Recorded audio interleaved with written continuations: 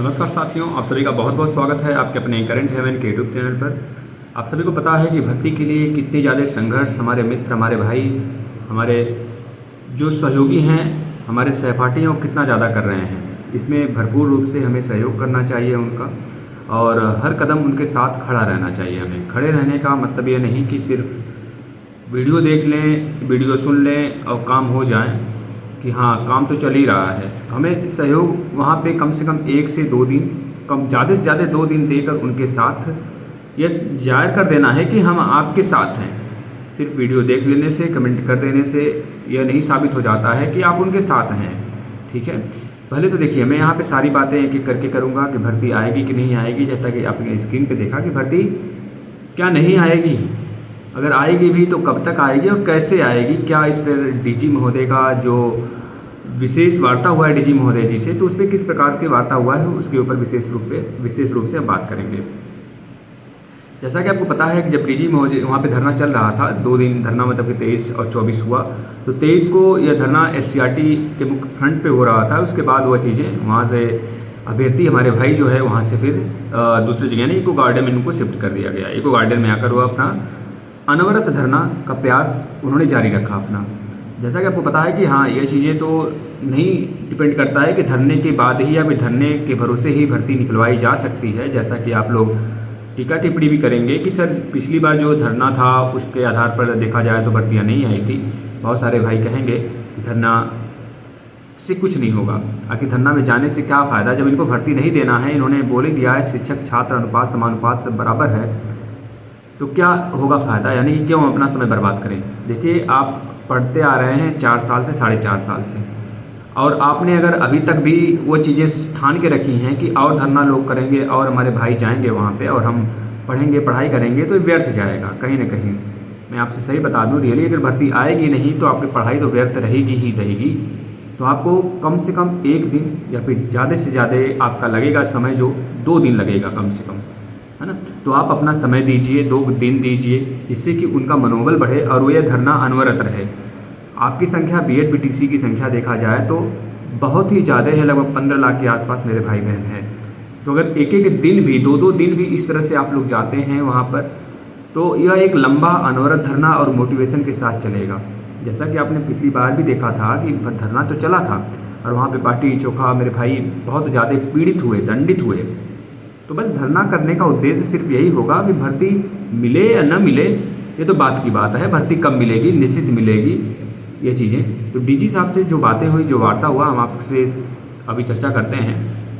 देखिए सबसे बड़ी चीज़ है कि सहयोग, अगर आप सहयोग देते हैं तो यह कार्यक्रम आगे बढ़ेगा, यानी इसका एक दूरगामी हमको प्रभाव देखने को मिलेगा, है ना।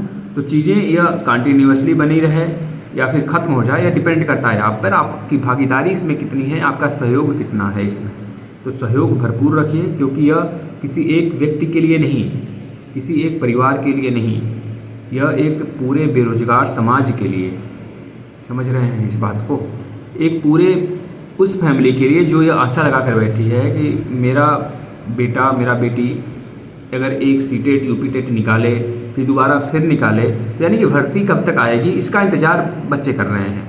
और बच्चों को भी एक तरह से मानसिक पीड़ा देखने को मिल रही है। उनके परिवार वाले कैसे क्या उनके साथ मतलब कि एक तरह से उनको बार बार ये चीज़ें सुननी पड़ती हैं उनके परिवार से कि भर्ती कब तक आएगी, भर्ती का इंतज़ार किस लिए कर रहे हो जब भर्ती आ ही नहीं रही है।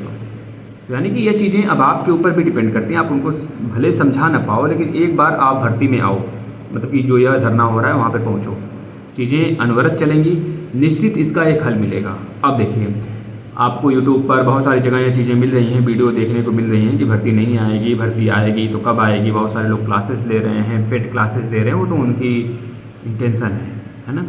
लेकिन यहाँ पर अगर देखा जाए एक सॉलिड चीज़, तो देखिए डीजी महोदय ने साफ साफ ये चीज़ें बात कही थी कि देखिए भर्ती का अभी कार्यक्रम कुछ भी नहीं चल रहा है।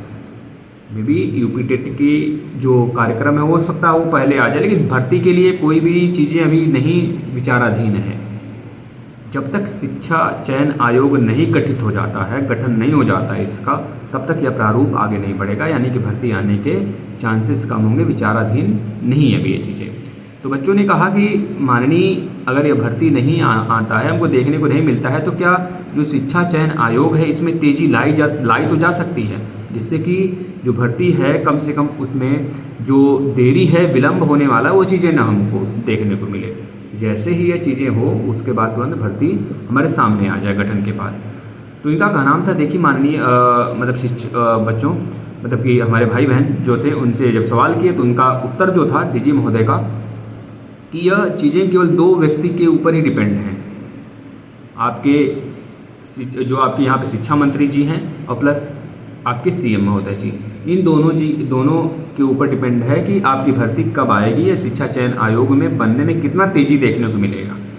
तो मुख्यतः जो एक सार है, एक सार में एक लाइन में हम ये कहना चाहेंगे कि सहयोग ही आपको सफलता दिलाएगी। संगठन बहुत ज़रूरी है। अगर आप लोग सहयोग करते हैं, मेरे जितने व्यूअर्स हैं उनसे यही रिक्वेस्ट करेंगे कि इस वीडियो को आप उन तक पहुंचाइए जो कम से कम जाना चाहते हैं।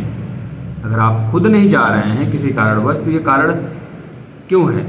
आखिर जब भर्ती आएगी तो सबके लिए आएगी। एक बार अगर आप सहयोग करते हैं, वहाँ पे जाते हैं, तो मनोबल उन बच्चों का बढ़ जाएगा जो वहाँ पे आज जा रहे हैं, अपना समय दे रहे हैं। वहाँ पे कोई ना कोई काम हर व्यक्ति कर रहा है। तो कम से कम एक दिन, ज़्यादा से ज़्यादा आपका लगेगा तो 2 दिन लगेगा। अगर आप वहाँ पे 2 दिन साथ देते हैं तो यह एक दूरगामी संदेश होगा कि हाँ, कम से कम आपने अपना कर्म किया। प्लीज़ आपसे रिक्वेस्ट है कि आप जाएं और भरपूर रूप से अपना योगदान दें, एक सहयोग करें ज़रूर अपना, क्योंकि आपको ये जीवन पर्यंत ये चीज़ें याद रहेंगी, जिससे कि आप कुछ अनुभव भी आपको होगा, जिससे आने वाली चीज़ें जो होंगी आपको चीज़ें देखने को मिलेगा, बहुत इसका अच्छा परिणाम देखने को मिलेगा। धन्यवाद। अगर कोई त्रुटि हुई हो तो माफ़ी दीजिएगा, लेकिन हमारा जो निष्ठा था हमने वो किया। आप सभी लोग व्यूअर्स बस इतना ध्यान में रखें, जब तक भर्ती नहीं आ जाएगी तब तक चीज़ें शिक्षा मतलब एक तरह से हमें वह मोटिवेशन, वह पावर नहीं मिलेगा पढ़ने का, जो ललक एक होता है। आप पढ़े हैं, 4 साल पढ़े हैं, लेकिन एक बार अगर भरपूर रूप से सहयोग कर दिया जाए, अगर भर्ती आ जाती है तो चीज़ें और भी तगड़ी हो जाएंगी हमारी पढ़ाई के साथ साथ, प्लस चीज़ें बहुत सारी सुधर जाएंगी। बहुत सारे फैमिली, बहुत सारे परिवार जो है कि एक तरह से आशा लेकर बैठा हुआ है अपने बच्चों पे, वो चीज़ें खिल उठेंगी। समझ रहे हैं ना? तो प्लीज़ बहुत बहुत रिक्वेस्ट है आप सभी से कि आप सभी भरपूर सहयोग दें। धन्यवाद।